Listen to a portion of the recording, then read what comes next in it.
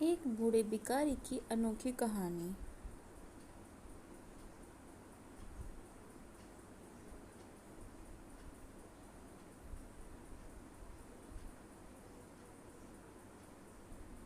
Good evening friends.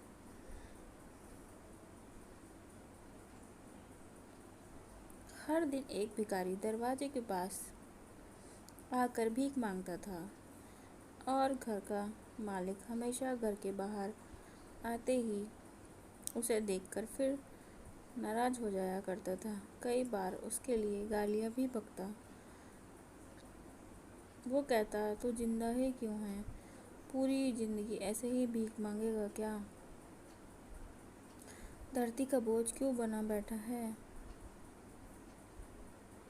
और कभी कभी उस भिखारी को गुस्से में वे धक्का भी मार दिया करता। इतना कुछ होने जाने के बावजूद भी भिखारी के मुंह से सिर्फ यही निकलता कि भगवान आपके पापों को माफ़ करे। एक बार सेठ को धंधे में बड़ा नुकसान हुआ। सेठ बहुत परेशान था कि तभी उसके दरवाजे पर वही भिखारी आया। गुस्से में अपना आपा खोते हुए सेठ ने उस भिखारी को पत्थर दे मारा। पत्थर लगने के कारण भिखारी का सर फूट गया और उसके सर से खून बहने लगा। फिर भी वह दर्द से कराहते हुए भिखारी ने इतना ही कहा कि भगवान तुम्हारे पापों को माफ़ करे। भिखारी वहाँ से चला गया। सेठ सोच में पड़ गया कि भिखारी को पत्थर मारा, फिर भी उसने सिर्फ प्रार्थना की। सेठ का गुस्सा शांत हुआ।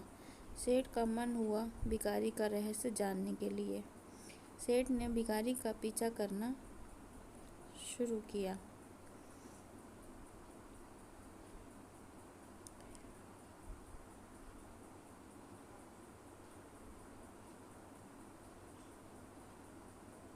भिखारी जहाँ जहाँ जाता सेठ उसके पीछे पीछे जाता। सेठ ने देखा कि कोई उसको खाना देता, कोई उसको मारता, कोई अपमानित करता तो कोई गालियाँ देता। लोग भिखारी के साथ चाहे जैसा व्यवहार करते, लेकिन भिखारी सबके लिए एक ही प्रार्थना करता कि भगवान तुम्हारे पाप माफ़ करे। अब रात होने को आई थी। भिखारी अपने घर जाने के लिए लौटा। वो अपने घर पहुंच गया, लेकिन सेठ अभी उसका पीछा कर रहा था। एक पुरानी टूटी हुई खाट पर एक बूढ़ी औरत लेटी हुई थी। काफ़ी कमज़ोर और बीमार लग रही थी। वह भिखारी की पत्नी थी। अपने पति को वापस आता देख वह खाट से उठ खड़ी हुई। पत्नी ने अपने पति के भीख वाले कटोरे में देखा, उसमें सिर्फ आधी बासी रोटी थी। उसे देखकर वह बोली, आज बस इतना ही मिला? और हाँ, आपके सर से खून निकल रहा है। ये चोट कैसे लगी? बूढ़ा भिखारी बोला, आज बस इतना ही मिला। किसी ने कुछ दिया ही नहीं। सबने गालियाँ दी और एक ने पत्थर भी फेंका, इसीलिए मेरा सर फट गया। एक गहरी ठंडी सांस लेकर कुछ बूढ़ा भिखारी फिर से बोला कि ये मेरे ही पापों का फल है। तुम्हें याद है कुछ सालों पहले हम कितने अमीर थे? क्या कुछ नहीं था हमारे पास। हमारे पास हर चीज़ ज़रूरत से ज़्यादा थी, लेकिन हमने कभी दान नहीं दिया।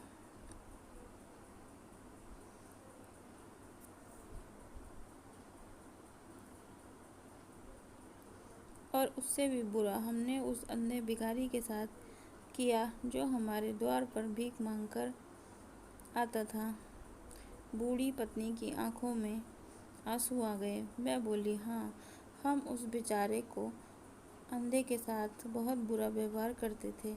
उसका अपमान करते थे। उसे खाने के लिए रोटी की जगह कागज़ दिया करते थे। उसका मजाक उड़ाया करते और कभी कभी मारा भी करते थे। मैंने कभी उसको रास्ता नहीं दिखाया। एक बार तो मैंने उसके मुंह पर मिट्टी भी फेंकी थी और वह हमेशा दुखी होकर यही कहता कि भगवान तुम्हारे किए की सज़ा देगा तुम्हें। भगवान तुम्हारे पापों की ज़रूर सज़ा देगा।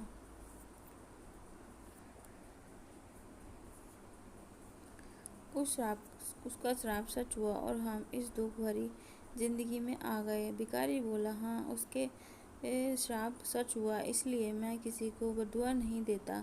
चाहे कोई मेरे साथ कैसा भी बर्ताव करे, मैं हमेशा उसके लिए प्रार्थना करता हूँ। मैं नहीं चाहता कि कोई भी हमारे जैसी जिंदगी का अनुभव करे, किसी को भी हमारे जैसे दुखों का सामना करना पड़े। वो नहीं जानते कि ये कितना बड़ा पाप कर रहे हैं, इसलिए अनजाने में हुए पाप की ऐसी सज़ा किसी को भी ना मिले। मैं नहीं चाहता। सेठ वहीं छुप कर ये सारी बातें सुन रहा था। अब उसे सब कुछ समझ में आ गया था। भिखारी और उसकी पत्नी वह आधी रोटी मिल बांट कर खाए और भगवान को धन्यवाद कहकर सो गए।